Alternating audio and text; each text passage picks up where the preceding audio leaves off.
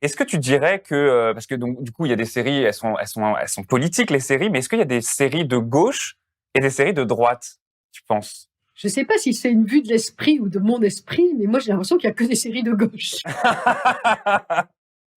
Ah, tu crois? Ah, je pense qu'on peut en trouver quelques-unes de droite quand même. C'est mon algorithme en fait qui me tue. Oui, c'est ça. Mon algorithme m'a dévoilé, tu vois. Mais ce que je veux dire, non, c'est pas ça. C'est que, bien sûr, et puis il y a des séries aussi très traditionnalistes. Pour écrire ce livre, j'ai regardé beaucoup de séries sud-coréennes, j'ai regardé des séries chinoises, j'ai regardé des séries japonaises, j'ai regardé des séries nigériennes, sénégalaises, brésiliennes, etc. Bien sûr qu'il y a quelque chose aussi qu'il peut y avoir quelque chose de tradit, tu vois, et de traditionnel, bien entendu.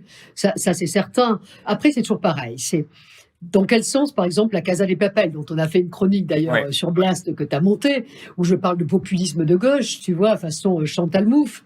Mais voilà, jusqu'à quel point, après, la Casa des Papel est-elle de gauche? Tu vois, jusqu'à quel point est-ce que la Casa des Papel veut vraiment créer de la monnaie là où ça se passe, tu vois? Le projet politique est réel, le Bella Ciao est présent, après ça a fait des petits et des émules dans le monde entier, c'est vrai, mais en même temps, ça reste, surtout sur les dernières saisons, un énorme produit marketing. Ouais. Donc, qu'est-ce qu'on fait avec ça, tu vois? Mais enfin, moi, ce qui m'intéresse, et ce qui m'a intéressé dans ce livre et dans les chroniques que je fais pour Blast, c'est aussi d'aller raconter le politique, en fait. Tu vois, la série, parfois, une série, esthétiquement, elle ne me plaît pas ou elle ne m'intéresse pas, mais politiquement, elle me passionne. Et c'est ça aussi que j'ai voulu voir, qu'est-ce qu'on peut tirer d'un objet culturel, comment il devient un objet politique. En fait, moi, c'est tout mon propos, hein.